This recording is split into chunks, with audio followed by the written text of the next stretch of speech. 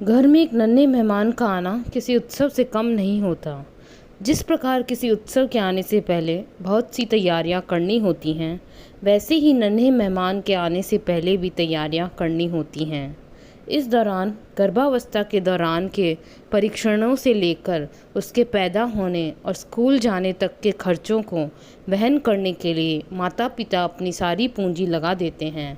माँ और बच्चे की नियमित जांचें, खिलौने और अन्य ज़रूरतें भी एक बड़े वित्तीय भाग की दरकार रखती हैं। इसके लिए पहले से तैयार रहें। वित्तीय योजना बनाएं। अपनी आय या फिर घर खर्च के बजट में से बचाए हुए पैसों से किसी अच्छे बैंक में रेकरिंग डिपॉजिट खोलें या म्यूचुअल फंड में एसआईपी में निवेश करें।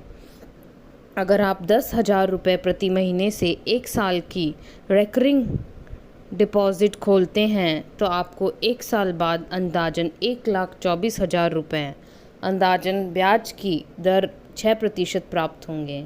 अगर आप किसी अच्छे म्यूचुअल फंड में 10,000 रुपये प्रति माह अगर आप किसी अच्छे म्यूचुअल फंड में 10,000 रुपये प्रति माह 1 साल के लिए एसआईपी में निवेश करते हैं तो लगभग 1,40,000 अंदाजन दर 10% प्राप्त कर सकते हैं।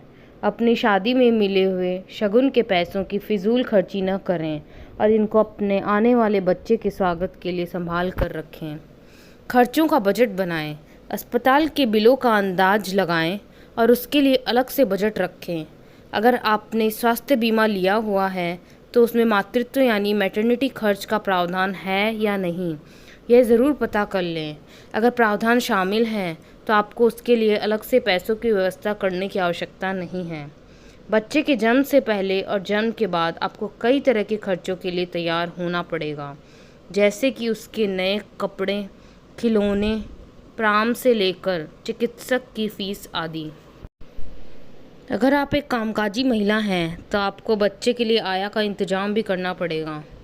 इन सारे खर्चों का बजट बनाएं और अपनी आमदनी के साधनों का आकलन करें।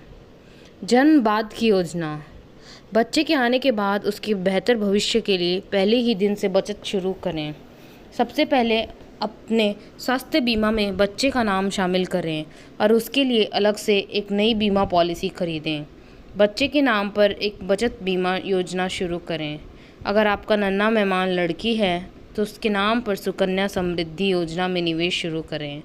बच्चे के आने के बाद उसको मिले हुए शगुन की उसके ही नाम पर एफडी खोलें। कई राज्यों में शिशुओं के लिए, खासतौर पर बेटियों के लिए भी योजनाएं मौजूद हैं जिनका लाभ उन्हें दिया जा सकता है। धन्यवाद।